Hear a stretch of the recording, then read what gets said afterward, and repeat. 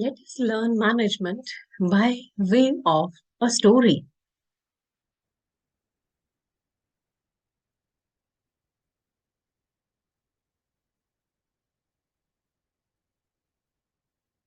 So, I'm gonna share with you a story of ant.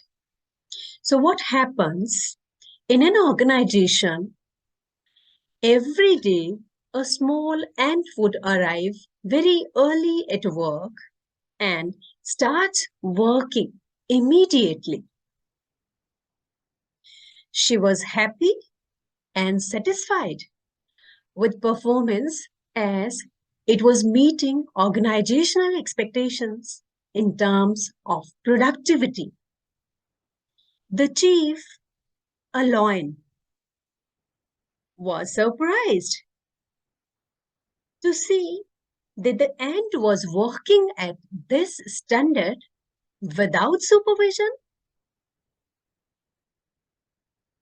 He thought, if the ant can produce so much without supervision, wouldn't she produce even more if she had a supervisor?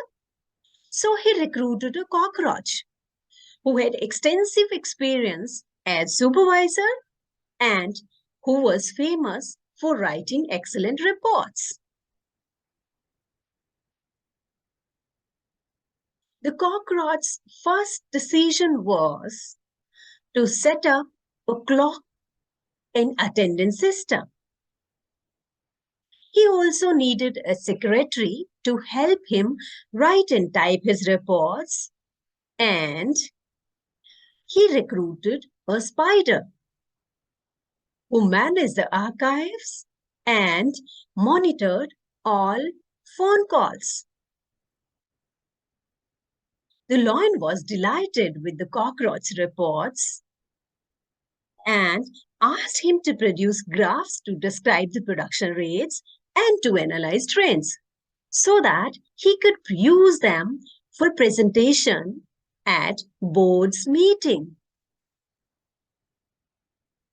So the cockroach had to buy a new computer and a laser printer and recruited a fly to manage the IT department. The ant, who had once been so productive and relaxed, hated this new plethora of paperwork and meetings which used up most of her time. The lion came to the conclusion that it was high time to nominate a person in charge of the department where the ant worked. The position was given to Cicada, whose first decision was to buy a carpet and ergonomic chair for his office. The new person in charge, the Cicada, also needed a computer and a personal assistant, who he brought from his previous department to help him prepare a work and budget control strategic optimization plan. The department where the ant works is now a sad place where nobody laughs anymore and everybody has become upset. It was the time that the cicada convinced the boss, the lion, of the absolute necessity to start a climatic study of the environment.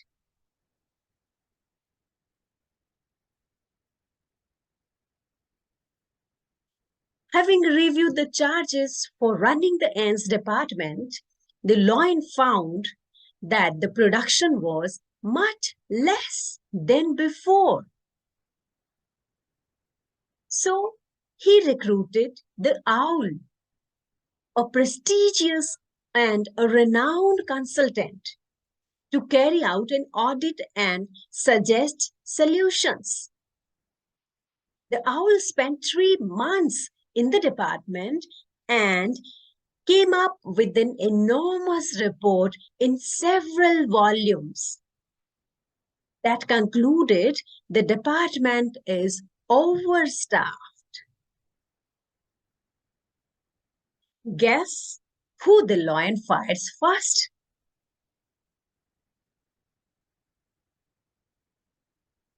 None other than the ant. Of course, because she showed lack of motivation and had a negative attitude.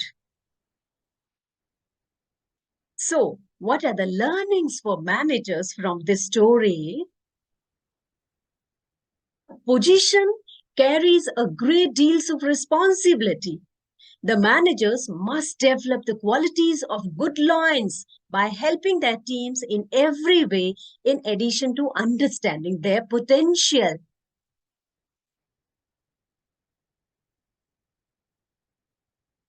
Recognize your function and perform it well. Refrain from using command and control style. Become a leader. Treat people the way you want to be treated. Ask before you behave in their place and pay attention to your ends, respect your team members, and act in the respectful manner. Always be just and treat everyone fairly and impartially. Establish specific goals and give your capable ends the freedom to carry them out. Move aside, watch your ends perform. Don't intervene when something goes wrong. Instead, help your ends find a solution on their own. Monitor progress regularly, but not excessively. Demonstrate trust and respect your ends. Admit your mistake, you will gain your followers' respect. Support and defend your ends in the event of turbulence. Don't hide behind your team. If you delegate a task, you remain responsible. Keep reporting to a minimum. Remember, it is more important to talk to your team members on how they are doing than hide behind the statistics.